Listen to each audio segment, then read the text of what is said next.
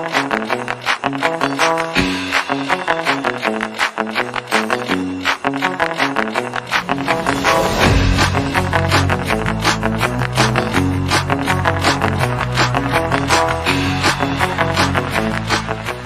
saya ingin menjadi nasabah baru di Bank Mini ini, saya mau nanya apa sih keuntungan menjadi nasabah di Bank Mini ini?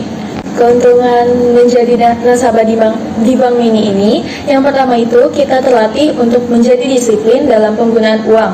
Nah, keuntungan yang kedua itu kita mempunyai dana simpanan yang nantinya akan berguna ketika kita sedang dalam situasi darurat. Oh, menarik banget keuntungannya.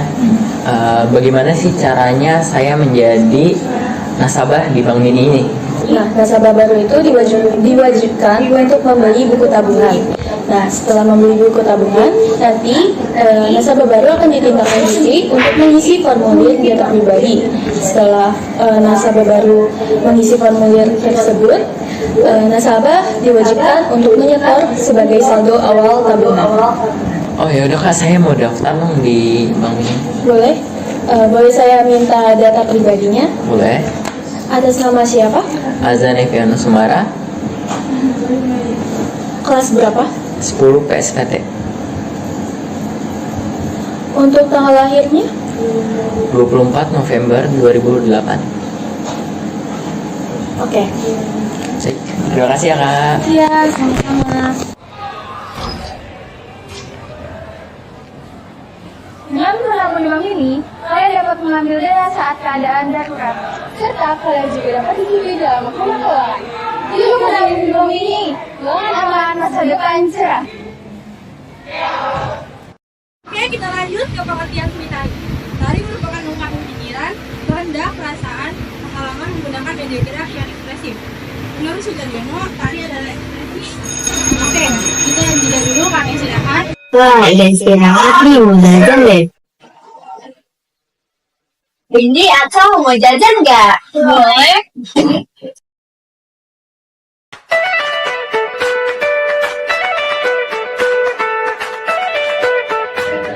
Tapi kalian tahu BC di mana nggak? Ya, aku nggak tahu deh. Coba itu tanya. Mau ke BC. Tahu BC gak di mana? Oh, BC. BC ada di bawah. Kalian mau jajan juga? Iya. Ya udah, yuk ikut kita. SMK 45 Jakarta memiliki bisnis center yang terletak di lantai paling bawah, yaitu dekat gerbang kedua. Ini yang namanya BC. Kalian kalau nanti lapar atau haus, kalian bisa jajan di sini. Oh, makasih Kak. Oke, ayo.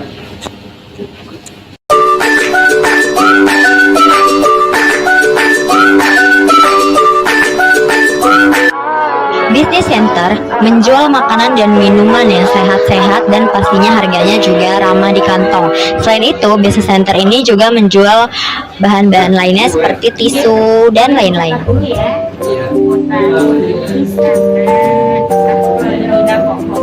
Iya, ini jadi berapa Kak? Totalnya jadi 6 ribu. Jadi totalnya 12 ribu.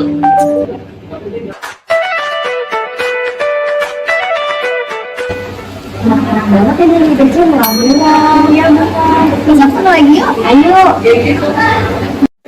Bingung mau jajan? Ke BC aja.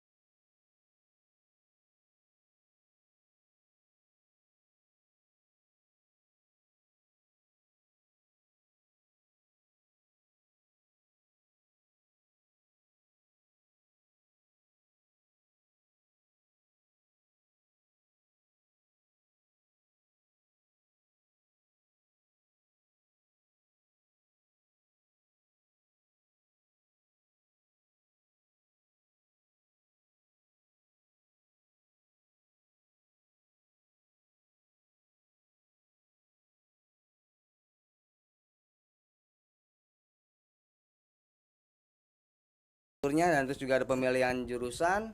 Ternyata ada teknik informatika. Dari teknik informatika saya pilih lah. Kenapa saya pilih? Saya mau menghindari ini matematika. Ya, suatu hal pernah saya jalani. Ternyata teknik informatika itu ya matematikanya luar biasa. Ada matematikanya. Banyak sekali matematikanya. Ada kalkulus 1, kayak kalkulus dasar, kalkulus 1, 2 sampai kalkulus lanjut. Semuanya itu. Kalkulus. Saya bilang ini salah milih jurusan nih saya. Iya banyak banget saya bilang. Padahal waktu itu ya mau ngambil komputer, barangkali belajarnya cuma komputer aja. Kirain programming gitu. Iya, Taunya ternyata matematikanya itu super luar biasa. Lebih banyak banget. Algoritma semuanya saya bilang. Ini belajar semua ini saya bilang. Ya intinya soal 1 baris jawaban bisa 2 folio. Seperti itu. Ampun saya bilang. Dikasih open book ya sama aja. Ya open book seperti itu gimana ya kan. Iya kayak gitu. Ya dari awal dari situ dan terus juga saya pertama pun nggak langsung ngajar saya cuma jaga stand untuk kalau sekarang namanya PPDB penerimaan siswa baru ya. Iya kayak gitu. Saya jaga. Nah ternyata pada saat sudah selesai saya ditawarin untuk ngajar. Iya dan awalnya pun karena memang guru IT-nya itu sudah ada. Ya saya ngajar itu pertama, percaya nggak? Saya ngajar kewirausahaan. Kok bisa? Saya ngajar kewirausahaan.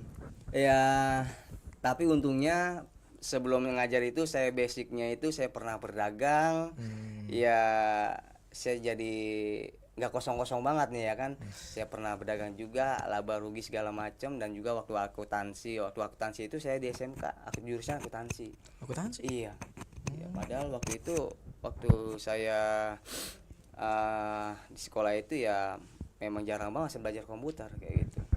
Ya alhamdulillah setelah seiring berjalannya waktu kewirausahaan kayak gitu udah selesai. Ternyata di pertengahan jalan saya barulah ya kan informatika.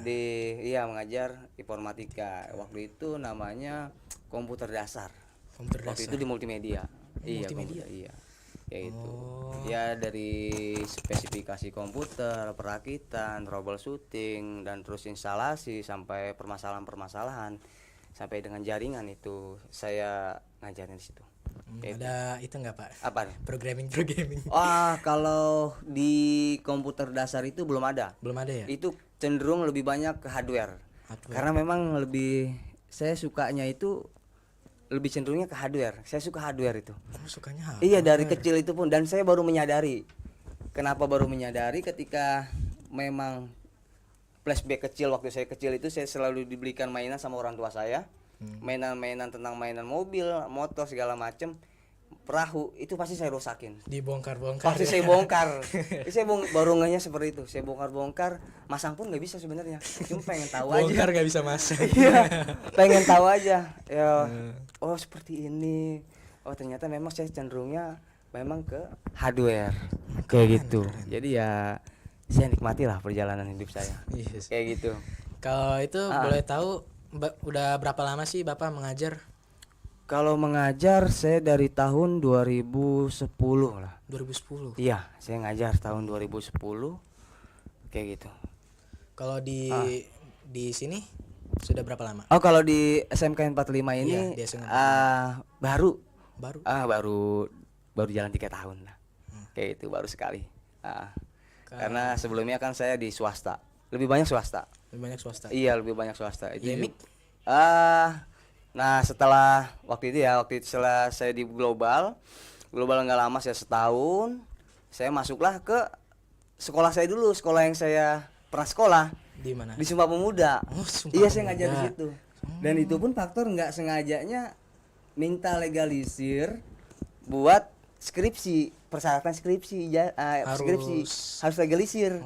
Iya, ditanya-tanya, ternyata ada jam kosong, saya bisa ngajar. Ya udah saya lanjut di situ. Ya yang di global saya lepas kayak gitu. Tapi sebelumnya kan memang pernah juga jaga toko di daerah Pasar Minggu dekat kampus itu. Pasar Minggu. Iya, dekat apa namanya? Jaga toko buat hardware kayak gitu, peralatan komputer Hardware, gitu. ya, Iya, pokoknya lebih banyak hardware saya. Kayak gitu waktu itu kan dulu namanya laptop itu sangat jarang sekali. Iya. Banyak PC pasti PC udah PC. pasti pokoknya PC yang monitor gede-gede tuh, monitor konde kalau saya nyebutnya anak IT itu bilang monitor konde yang gede-gede kayak gitu ya kan. Habis itu yang tabung kayak gitu. Itu semua aja jangan. Dan terus juga saya di EMIC, saya pernah Di EMIC? Iya, di EMIC. Saya sekolah EMIC. Iya, tahun berapa kamu? SMP-nya ya? Iya, SMP-nya EMIC. Di EMIC itu lumayan lama saya. Kurang lebih tahun 2016 saya di sana sampai terakhirnya tahun 2021. 2021? Kayak gitu. Saya 2000 berapa ya, kelas 7. Iya. Kebetulan di sana saya diberikan amanah untuk ngajar TKJ. Iya. Oh iya, TKJ. Iya, TKJ seperti itu. Karena memang saya lebih cenderung ke yang tadi saya bilang hardware. Jadi ya TKJ, ayo saya bilang kayak gitu. Kalau bisa jelaskan sedikit nggak Pak cara-cara rakit komputer? Oh iya. Rakit kalau untuk rakit komputer kita tanya dulu nih, komputernya itu tujuannya buat apa? Misalkan cuma buat ngetik aja, searching kayak gitu, office biasa ya gitu. Ya saya saranin yang ini speknya simple aja. Simple aja. Dan terus kalau misalkan buat gaming Pak, ya kan kalau komputer mah kan tergantung gimana dana. Iya, kalau dananya lebih besar pasti dapat speknya yang lebih wah gitu. Kayak gitu. Ya kayak gitu sih. Jadi sekarang yang terbaru kan itu ya RTX. Banyak sekali sekarang yang terbaru itu, bahkan saya karena memang udah jarang pegang PC, ya hanya laptop saja. Kalau di sini ya, dan itu kalau misalkan di TKJ itu waktu itu memang di lab itu ya bongkar semua. Bilang kayak gitu, semua yang dari yang komputer nggak bisa dipakai, ya gimana caranya harus bisa sampai dengan jaringan kayak gitu semuanya saya ajarkan. Bahkan waktu itu ya mungkin prestasi terbaik saya itu saya pernah ajak anak murid saya yang baru 1 semester udah bikin warnet. Dan itu juga saya ajak buat bikin jaringan buat ujian nasional. Dulu ada ujian nasional, UNBK namanya. Ujian nasional berbasis komputer. Itu saya ajak, kebetulan saya jadikan asdos, asisten lab tuh kayak gitu. Kurang lebih ada 9 orang. 9 orang? Iya, saya ajak itu. Baik, terima kasih Bapak atas jawabannya. Iya. Bapak boleh istirahat dulu. Oke, siap. Karena kita akan ada jeda sebentar. Jangan kemana-mana, tetap di Podcast. Lama nih nggak foto.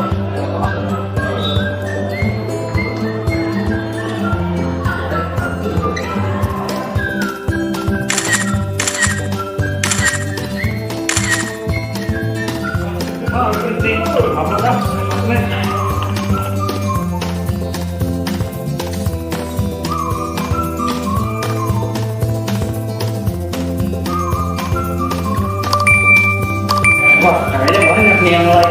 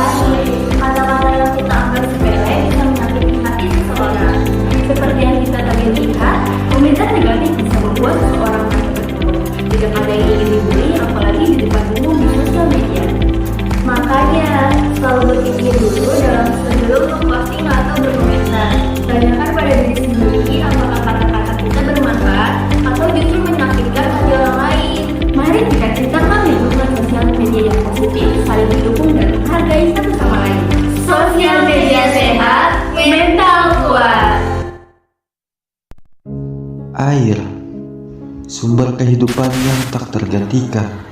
Tanpa kita sadari, setiap tetesnya begitu berarti.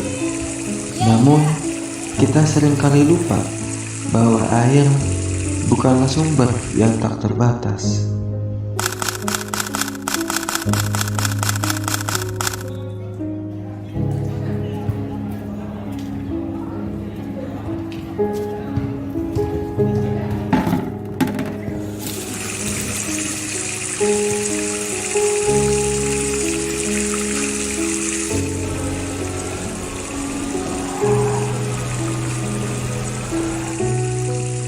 Saat kita membiarkan air terbuang percuma, kita kehilangan lebih dari sekedar tetesan. Kita kehilangan masa depan. Dengan hemat air hari ini, kita menjaga bumi tetap hijau dan lestari untuk generasi mendatang. Ayo, kita sama-sama menghemat air demi masa depan. Wah, ada berita baru apa nih? Sebar ke grup kelas, kayaknya seru nih. Biar teman-teman pada tahu, pasti bakal viral nih. Kan udah ngerjain bahasa Inggris belum? Udah. Ulang lagi. Tapi harus sekolah dulu. Teman-teman, kalian udah pada lihat berita yang aku kirim di grup belum? Belum nih. Emang berita apa sih?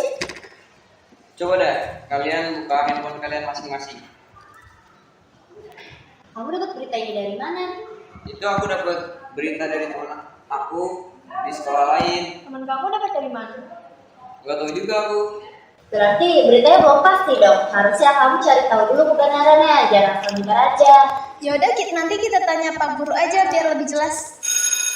Anak-anak, kita akan melanjutkan pelajaran kemarin. Oke, ada yang mau bertanya? Saya ingin bertanya, apa benar tentang berita virus terbaru kalau sekolah itu akan diliburkan? Hah? Libur?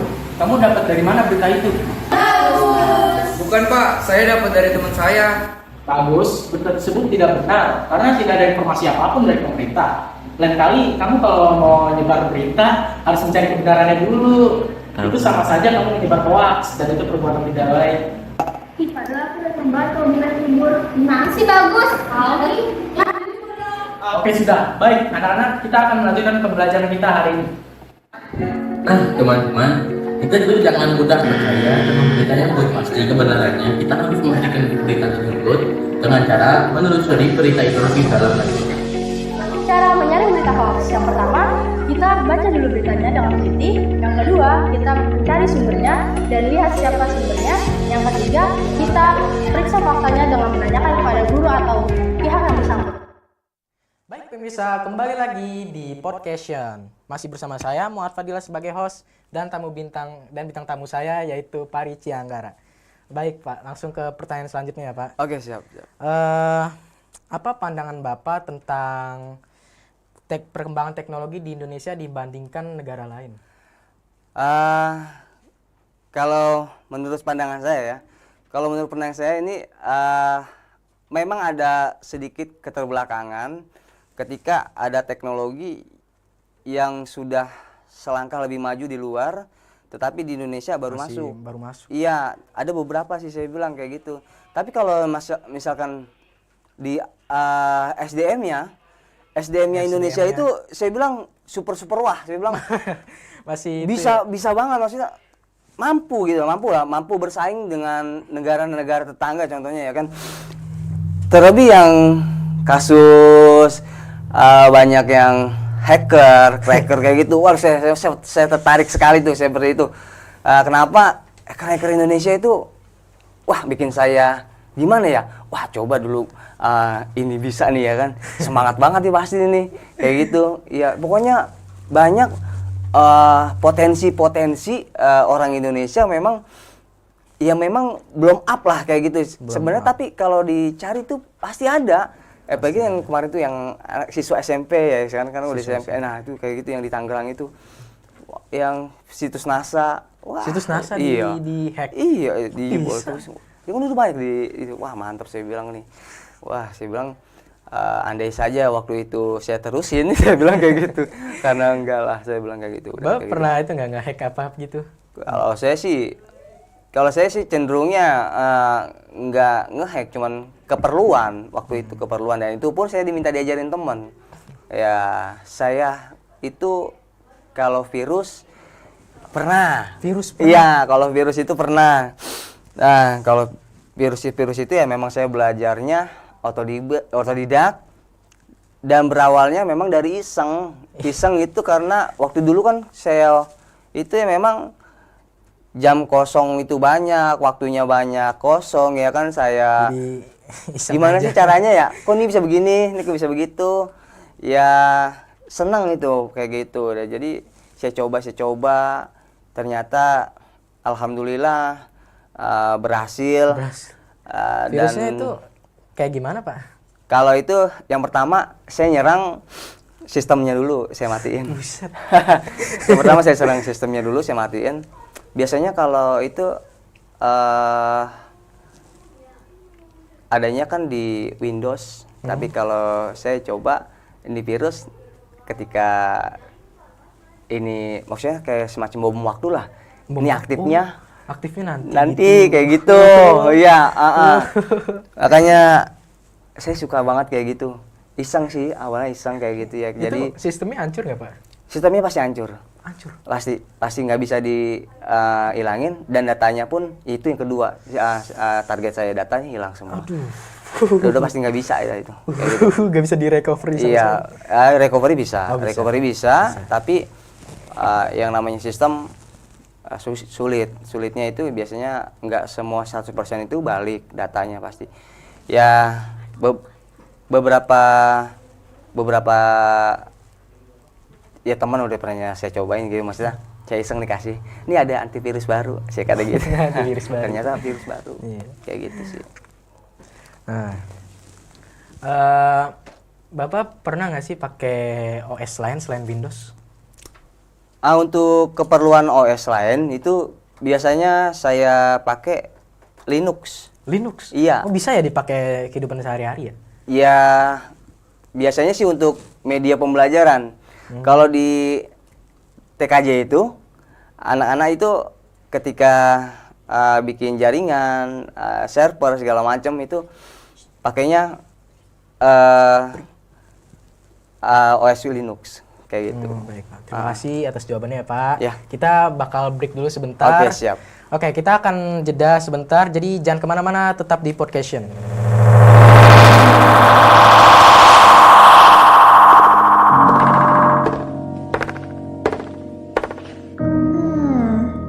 Kira-kira ada yang inget ulang tahun aku gak ya?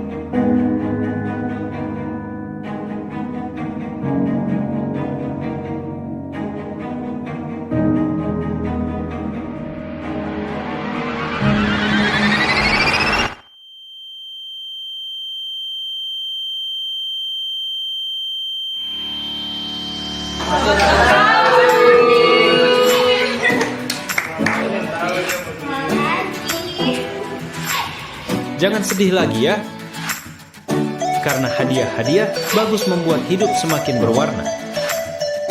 Produk-produk keren hanya ada di UPD Cafe. Maka dari itu, segeralah membeli produk dari UPD Cafe.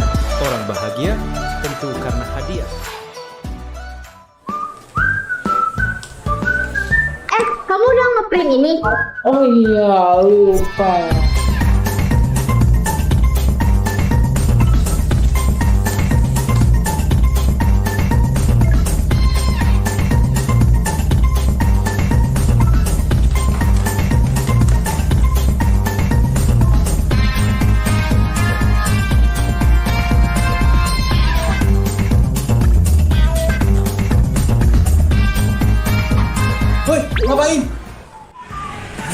Ngaprin Pak? Kan ada UPPSPT. Oh iya. SMK Negeri 45 Jakarta terdapat UPPSPT yang melayani jasa media. UP yang dikelola oleh jurusan PSPT melayani jasa scanning dan ngeprint kertas berbagai ukuran. Selain itu, UPPSPT juga melayani pencetakan seperti banner, kalender, pin, brosur, dan juga kaos. Tidak hanya itu, UPPSPT juga melayani jasa pemotretan dan pembuatan video yang sudah termasuk pengeditannya. UPPSPT Printing, Scanning, Production, and Technology.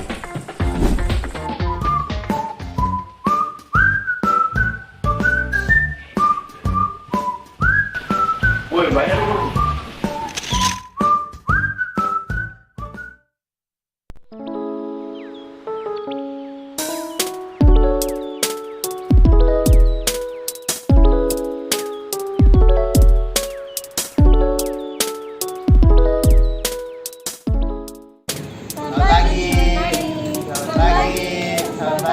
Apaan sih, asik banget.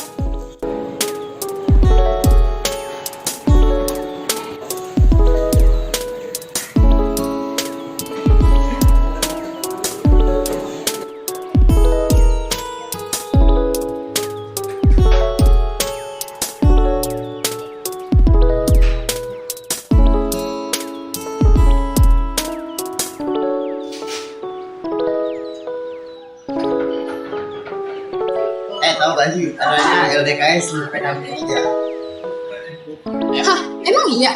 Bukannya katanya Jumat kamu lagi? Dia katanya juga minggu ini.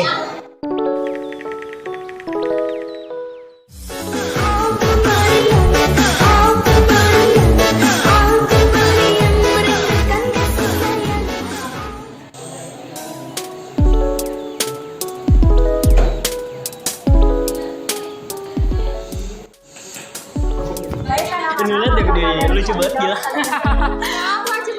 Nih, jadi ada orang yang kayak kakinya pinjang gitu. Punya apa banget sih?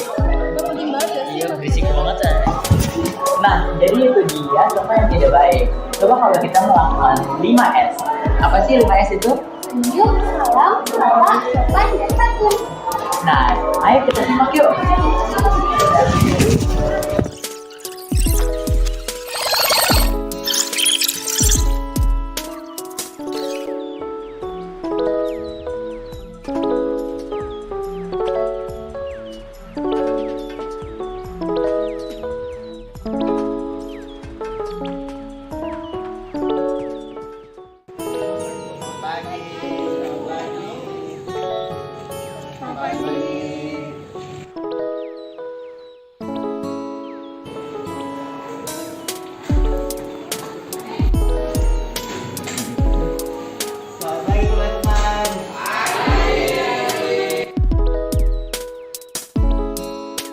Assalamualaikum.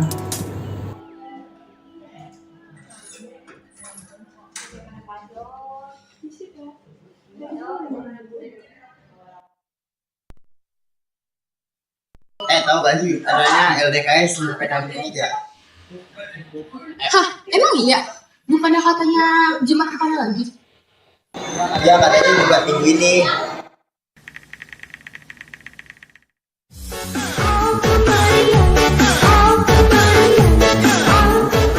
Jadi LDKS yuk? Iya. Iya, sekarang.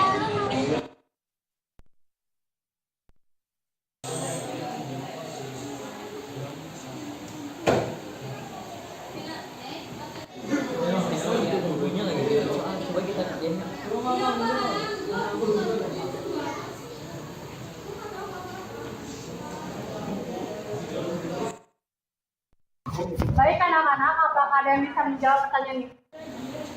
Saya.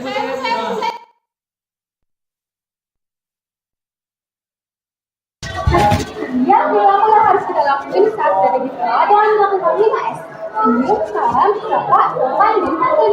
Nah, manfaatnya untuk meningkatkan integritas dan moral yang tinggi bagi para pelajar. Jadi, jangan lupa untuk melakukan 5S.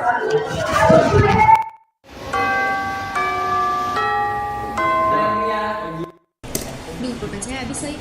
Raka, kamu ada pulpen lagi nggak? Ya, saya punya pulpen. Faras, kamu ada pulpen nggak? Ya, saya juga nggak punya. Duh, gimana ya? Catatan saya masih banyak, pulpen saya habis lagi. Ngapain jauh-jauh ke mata kopian?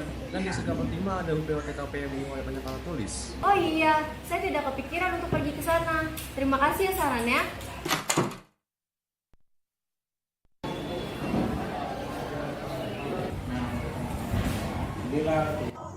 Ajay, lagi beli apa? Saya mau beli buku di sini, kalau kamu? Oh iya, kebetulan pulpen saya habis, jadi saya ke gerai OTKP deh. Kak, aku mau beli pulpen dong, satu. Satu aja? Ya. Ini berapa harganya? Yang standar ya? Standar 3.000. Oh iya, ini uangnya ya, Kak.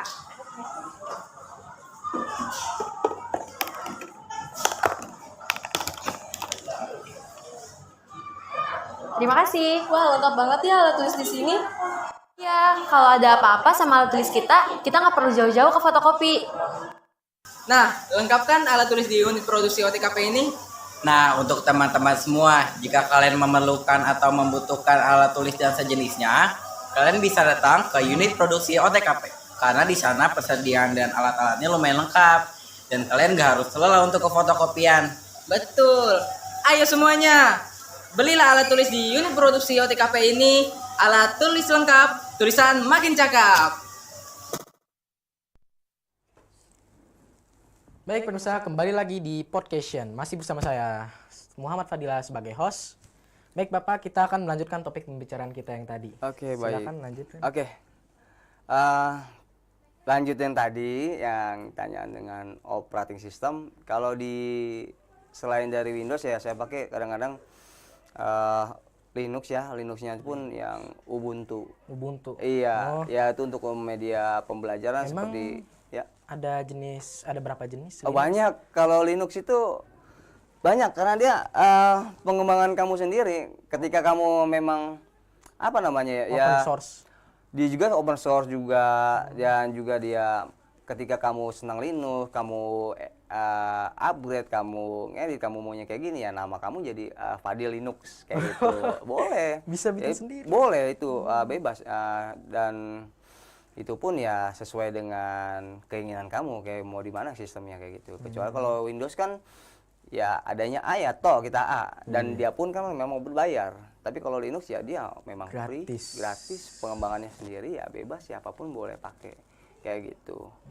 Iya seperti itu. Ya biasanya buat media pembelajaran kayak di TKJ.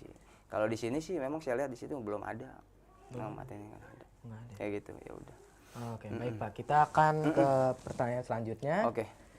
Menurut Bapak apa sih itu pengertian siklus hidup teknologi? Kalau bicara tentang siklus, berarti kehidupan ada mati, hidup, dan mati lagi. Yang pertama dari siklus kehidupan, siklus teknologi itu yang dari penelitian, pengembangan, kemajuan, pasti ada penurunan kembali. Nah, seperti itu. Kalau yang saya bilang, saya lihat sekarang siklus memang seperti itu, dan kalau siklusnya itu pengembangan dan ketertarikan itu tergantung dari peminat. Ya peminat yang memang ya semua pengguna lah kayak gitu. Ya tergantung sampai di mana minatnya ya pasti dikembangkan lagi. Kecuali memang sudah nggak ada minatnya ya memang langsung di-cut. Ya seperti apa ya salah satu brand handphone yaitu dulu terkenal banget, iya nggak nyebut merek. Terus sekarang kan dulu kan booming banget ya kan, sekarang ya nggak bisa ya kan, karena sudah OS-nya jadi Android. Iya, OS-nya sekarang udah Android semua.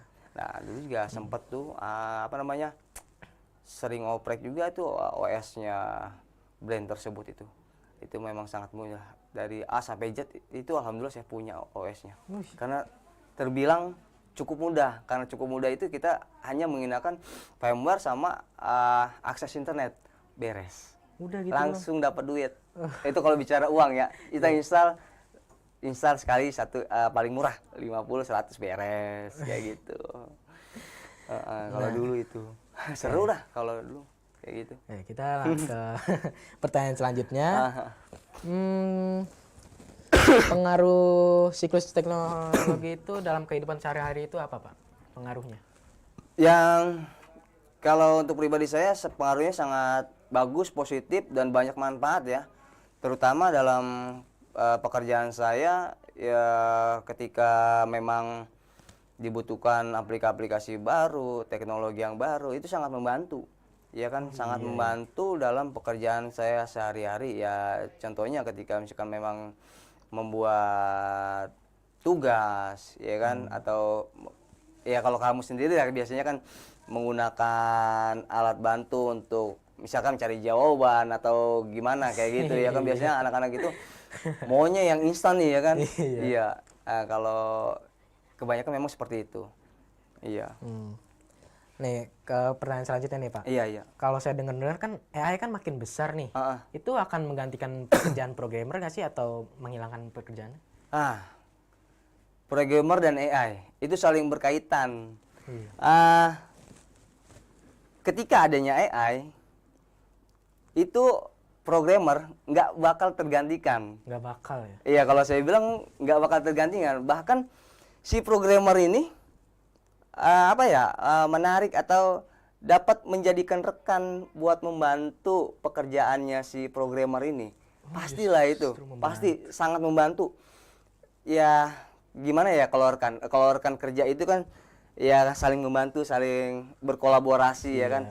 Kalau saya bilang nggak bakal tergantikan karena ketika seorang programmer disandingkan dengan digantikan oleh AI itu nggak bisa saya bilang. Karena AI juga masih belum perfect ya. Belum. Dia kan tergantung dari instruksi. Ya memang programmer tergantung dari instruksi, tapi kan kita programmer itu lebih luas lah. Ya lebih bicara ke hati lah kayak gitu. Kalau komputer, kalau AI, kalau udah A ya A, dia nggak mau, dia B instruksinya, dia nggak mau berbelok kayak gitu.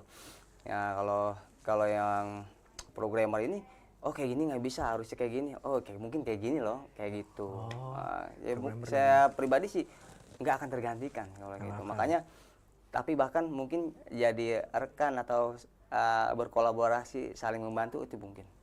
Justru gitu. Programmer itu malah yang ngembangin AI ya. Iya, jadi wah sangat maju sekali kalau saya bilang ya, terbantulah karena adanya AI juga, udah semakin maju kayak gitu. Oke.